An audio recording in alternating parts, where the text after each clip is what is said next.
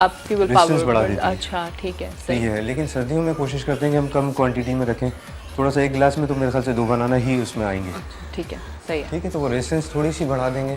बाकी multivitamin tablet आपको लेना बहुत ज़्यादा ज़रूरी है मॉर्निंग में, क्योंकि जो घुटने हैं, आपकी बैकबोन है और आपके जो टखने हैं, वो एड़ी वगैरह वो सब वीक हुई हुई है अभी आपके वेट की वजह से। कोशिश करें कि जिस तरह से हम एक्सरसाइज करते हैं, लेटने वाली एक्सरसाइजेज, बैठने वाली एक्सरसाइजेज कुछ डेली में बताता रहूँगा, वो करती जाएँ फॉलो।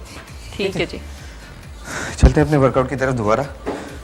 नेक्स्ट एक्सरसाइज जो हमारी चल रही है, थाइस की चल रही थी, स्क्वाट्स, हेक्स स्क्वाट्स कर रहे थे।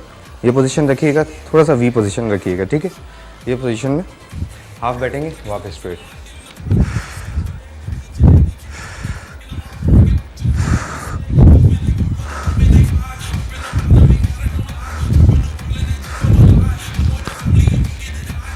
टेन रेप्स हमारे कंप्लीट हो गए। सबसे पहले मैं चलता हूँ ओब्लिक्स की तरफ, साइडों की एक्सरसाइज बताता हूँ, जिसमें ज़्यादा पावर नहीं लगती लेकिन इफेक्ट पूरा आता है। ये साइडों की कमर की एक्सरसाइज है, कमर कम करने के लिए होती है। यहाँ का फैट जितना भी होता है बेली पे, वो कम होता है। टी पोजीशन में आपने अपने आप को रखना है, पूरा ट्विस्ट करना है।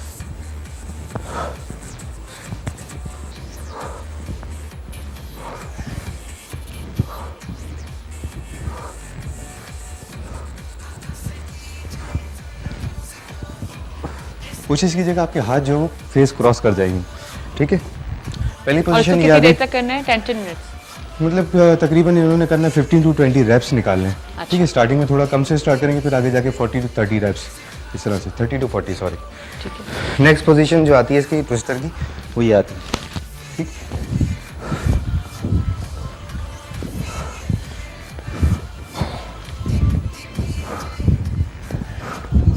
ठीक है, पूरा ट्विस्ट करें इसको। जितना ज़्यादा ट्विस्ट करेंगे उतना ज़्यादा कमर पे जोर पड़ेगा। तीसरी पोजीशन में बता देता हूँ, बैठ की होती है ये, ठीक है। आपका सिलेक्शन ऐसा होना चाहिए, या तो स्टैंडिंग हो, या फिर बेंड ओवर हो, या फिर सीटेड हो। तीनों में से कोई एक चीज़ यूज़ करें इसमें। नेक्स्ट पोजीशन ओब्लिक्स की, ये पोजीशन आएगी, पूरा बेंड करने की कोशिश करें।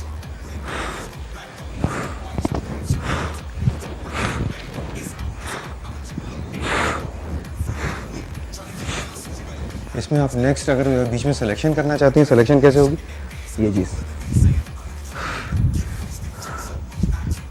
ये भी हमारी ओब्लिक्स पे ही पड़ेगा? ये भी ओब्लिक्स पे ही जोर पड़ेगा और फैट रिड्यूस करता है। अच्छा। नेक्स्ट हमारा जो कार्डियो था एक, वो बहुत ज़बरदस्त था। बेसिकली ये पूरे इस पे साइड पे जोर देता है, फ्रंट से लेके बैक तक। अच्छा। फ्रंट की एक्सरसाइज सेपरेट होती हैं, बैक की सेपरेट होती हैं, लेकिन वो एक वाइड एक्सरसाइज है जो कि फ्रंट पे भी जोर दे रही है, बैक पे भी जोर दे रही है। कौन सी? ये वाली जो भी आप कर रहे हैं, ये वाली? मैं भी कर रहा हूं। अच्छा ठीक है, अगर ये वाला हाथ मैं उठा रहा हूँ तो ये वाली लेग होगी। अच्छा। ठीक है, लेफ्ट आर्म होगा तो राइट लेग होगी, यूँ।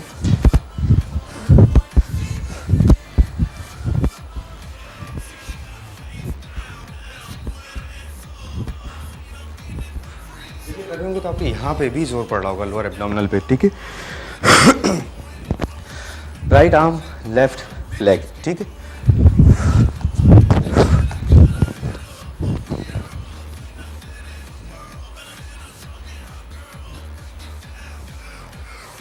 कोशिश कीजिएगा 10 रेप्स से स्टार्ट करें, 10 से फिर आहिस्ता आहिस्ता रेप्स बढ़ाती जाइएगा। एब्डोमिनल की तरफ चलते हैं, फिर लास्ट में एक्सरसाइजेज बता दूंगा जो डिसेबल लोगों की थी। आज का प्लान हमारा जो था बेसिकली, एब्डोमिनल में क्रंचेस लगाएंगे, अपर क्रंचेस। ये पोजीशन रखें, ये रखें, ये रखें, जैसे चाहें वैसे रखें।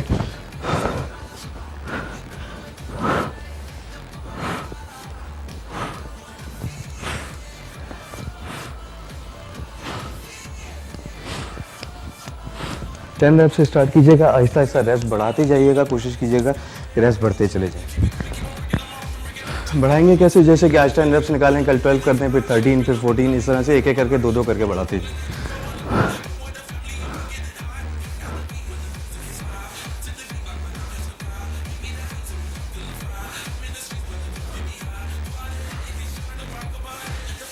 अपने लगाने, अपर बैक उठानी, लोअर बैक लगा के रखेंगे।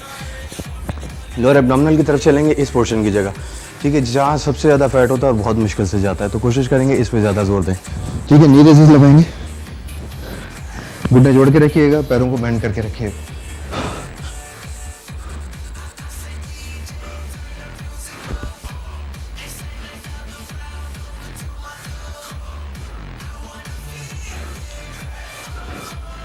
इसमें भी आपने 10 रेप्स लगाने, लेकिन आहिस्ता आहिस्ता इसमें भी रेप्स बढ़ाते जाइएगा। लोअर एब्डोमिनल पे जोर पड़ेगा, अगर आप लगा सकते हैं तो अभी लगा के चेक कर लें कहाँ जोर आ रहा है। घुटने जोड़ के रखेंगे तभी जाके इफेक्ट आएगा, वरना नहीं आएगा।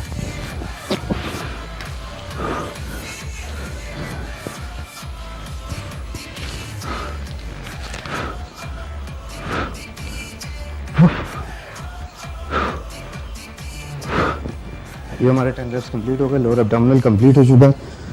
आज वैक्यूम की जगह पे हम लोग करेंगे जो डिसेबल लोगों का सिलसिला था पैरों का, वो करेंगे लास्ट में।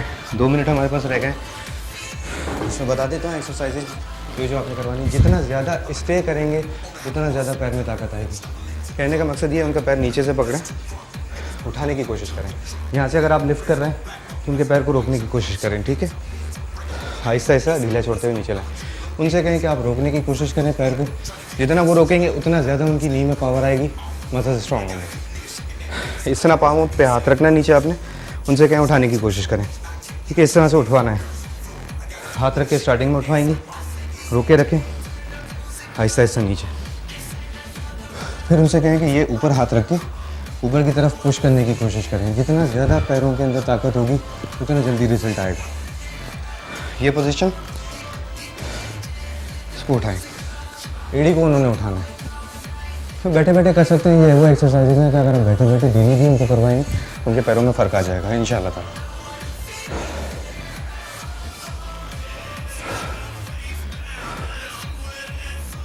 टेन रेप्स आपने इसमें लगवाने, कम से कम 10 रेप्स रखिएगा, ठीक है। इतना ज़्यादा एड़ी, अगर वो नहीं कर पा रहे हैं आपने इसको पीछे से हाथ रख के इसको भी उठवाना है। उनसे कहिएगा कि पैर ज़मीन पे जमाने की कोशिश करें। अगर वो जमा लेंगे तो खुद ब खुद ये पोजीशन आ जाएगी, ठीक है। आहिस्ता आहिस्ता अपनी पावर कम करते जाइएगा। जैसे ही आपने स्टे किया हुआ, आहिस्ता आहिस्ता इसको ढीला छोड़ते जाएँ, वो खुद से रोकें, ठीक है। फिर स्टार्ट कैसे करेंगे, वार्म अप कैसे होगा, ये हाथ रख के ये वार्म अप होगा। जितना ज़्यादा उनका मसल वर्क करेगा, अगर आप अपने हाथ से भी इसको वर्क करवा रहे होंगे तो इससे भी उनको फ़र्क आएगा। ये हमारा वर्कआउट आज का कंप्लीट हो गया। नेक्स्ट उसमें इंशाल्लाह ताला थोड़ी सी और मज़ीद जो है एक्सरसाइजेज में बता दूंगा डिसेबल उनके लिए सिलसिले, ठीक है। और आप डाइट प्लान कुछ बता रहे हैं तो बता दीजिए। डाइट प्लान भी बता देता हूँ। जिनका वेट बहुत ज़्यादा कम है उनके लिए आज डाइट प्लान है, ठीक है। नीचे की तरफ प्रेस करते हुए, ठीक है। जैतून का तेल उन्होंने लगाना है, जैतून के तेल से पूरी मालिश करेंगे, यहाँ पंजों के नीचे, एड़ी के नीचे, ठीक है, और यहाँ साइडों पे, टखनों के पास, और ये नीचे की तरफ, ठीक है। चलें आज डाइट प्लान में आपको बता देता हूँ। मॉर्निंग में सबसे पहले जिनका वेट बहुत ज़्यादा कम है उन्होंने बटर लेना है, दो ब्रेड स्लाइसेस हो गए, उनके साथ 2 एग वाइट्स हो गई, या एग फ्राई करना चाहते हैं तो कर सकते हैं। नॉर्मल ग्लास ऑफ मिल्क हो गया, 2 बनाना हो गए। ये सारी चीज़ें उन्होंने मॉर्निंग में यूज़ करनी। मॉर्निंग में करने के बाद आपका लंच आ जाएगा। लंच में उन्होंने एक बनाना शेक यूज़ करेंगे। बनाना शेक के साथ चिकन ले सकते हैं, बीफ ले सकते हैं, ये सारी चीज़ें यूज़ कर सकते हैं, उनमें कोई लिमिटेशन नहीं होती। लेकिन अगर कोलेस्ट्रॉल का प्रॉब्लम है तो बीफ पे थोड़ा सा अवॉइड करें, ठीक है। तीसरी चीज़ हमारी आ गई इवनिंग मील।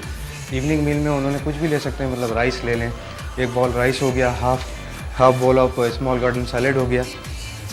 नाइट में उन्होंने लेना है चिकन स्टेक, बीफ स्टेक, ये सारी चीज़ें ले सकते हैं। उसके अलावा अगर चाहें तो चाइनीज़ की तरफ भी जा सकते हैं, थोड़ा सा स्पैगेटीज़ ले लें, ये सारी चीज़ें यूज़ कर सकते हैं उसके साथ। लेकिन रात में जो उन्होंने यूज़ करना प्लेन वाटर यूज़ करेंगे, क्योंकि अगर रात में कोल्ड ड्रिंक वगैरह यूज़ करते हैं या कोई जूस वगैरह यूज़ करते हैं तो वो फैट की सूरत में चढ़ेगा। सबसे लास्ट और इम्पोर्टेंट बात, 230 कदम आपने चलना है हर मील के बाद, ताकि वो प्रॉपर्ली डाइजेस्ट हो जाए।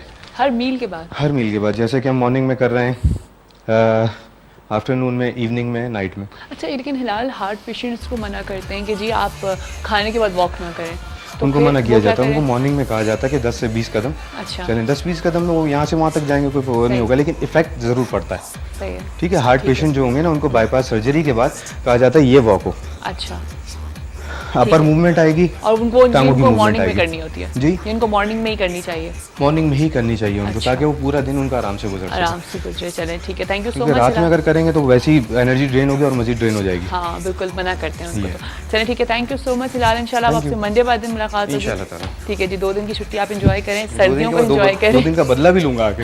अच्छा, बहुत ज़्यादा टफ है? मैं टफ करूँगा, बदला लूंगा। चलें ठीक है जी, आपसे बदला लिया जा रहा है। और जनाब अभी हम जाएंगे ब्रेक पे, लेकिन ब्रेक पे जाने से पहले मैं आपको बता दूं कि आज हम जो अपना शो कर रहे हैं वो कर रहे हैं माई लेजेंड मैडम नूरजहां के ऊपर, जिनकी आज बरसी है। हम 11वीं बरसी उनकी मना रहे हैं। साथ साथ मैं आपको बता दूं अभी जो हम उनको फोकस करें वो उनके एक्टिंग कैरियर को कर रहे हैं। तो जनाब जब उन्होंने जब पाकिस्तान बना तो फिर उन्होंने पाकिस्तान में भी एक्टिंग जारी रखी, और साथ साथ उन्होंने जो अपनी मूवी करी, जो उनकी फ़र्स्ट मूवी थी 1951 में, वो चनवे थी। और उसके बाद फिर दुपट्टा आई जो कि बहुत बड़ी हिट मूवी थी। उसके बाद कोयल, इंतज़ार, नींद और अनारकली और बहुत सारी मूवीज़ उन्होंने करी। लेकिन जो उनकी जब उन्होंने अपनी एक्टिंग का कैरियर ख़त्म किया, जब उन्होंने मूवी कैरियर अपना ख़त्म किया, मूवीज़ ख़त्म करी उन्होंने, तो उनकी जो लास्ट मूवी थी वो थी जनाब मिर्ज़ा गालिब। और जो है फिर उन्होंने अपनी सिंगिंग की तरफ फोकस किया। अब जब ब्रेक के बाद जब वापस आएंगे तो उनके सिंगिंग कैरियर को फोकस करेंगे। और जब सलीम शहजाद साहब हमारे साथ होंगे, आज एज अ गेस्ट वो हमारे साथ हैं, तो उनसे भी बहुत सारी बातें करेंगे। और मैं आप लोगों को भी इन्वाइट कर रही हूँ, आप लोगों से भी कह रही हूँ कि आप लोग भी कॉल करके हमें बता सकते हैं मैडम नूरजहां के बारे में, या अपने एहसास बता सकते हैं जो आप इतनी बड़ी लेजेंड के लिए फ़ील करते हैं, क्योंकि हम लोग बहुत प्राउड फील करते हैं कि वो हमारे पास हमारे मुल्क का एक तरह से सरमाया ही थी वो हमारी।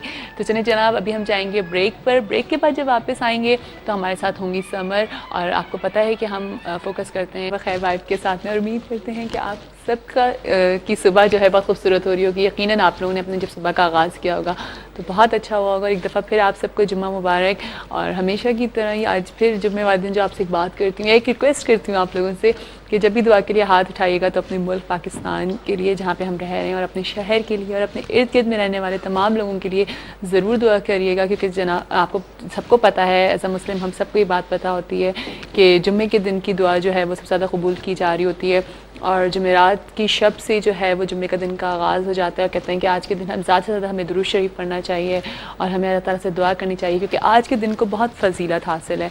अल्लाह ताला ने, देखिए वही वाली बात है कि हमें ऐसे तो हर रोज़ हर नमाज की बहुत फजीलत है, अल्लाह ताला के लिए हर नमाज बहुत अहम है, लेकिन फिर भी उन 5 नमाज़ों में से कहा जाता है कि अल्लाह ताला के लिए कोई एक नमाज है जो बहुत अहम है। ठीक है, इसी तरह से कहा जाता है कि जी पूरे दिन में एक लम्हा ऐसा होता है जो लम्हा कबूलियत का होता है। ठीक है जी, और फिर साथ साथ ये भी कहते हैं कि जी पूरे हफ्ते में, इसीलिए अल्लाह ताला ने हमें ये जैसे पूरे साल में एक हमें फ़रीज़ा दिया गया है हज का, फिर पूरे महीनों में हमें एक महीना दिया गया है वो है रमज़ान का, इसी तरह से पूरे हफ्ते में हमें एक दिन दिया गया है वो है जुम्मे का। तो सोचें कि हमारे लिए तो अल्लाह ताला ने सिर्फ छूट रखी हुई है।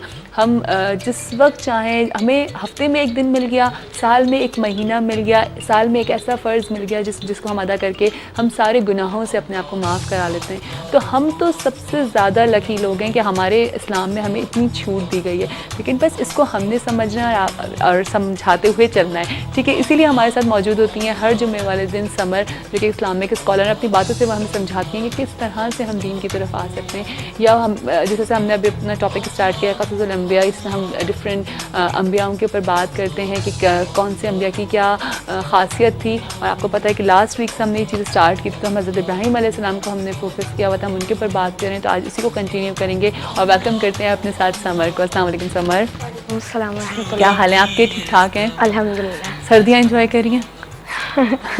जी कर रही हैं जी बिल्कुल, और क्या है ना। लेकिन ये भी कितना खूबसूरत तोहफा है ना।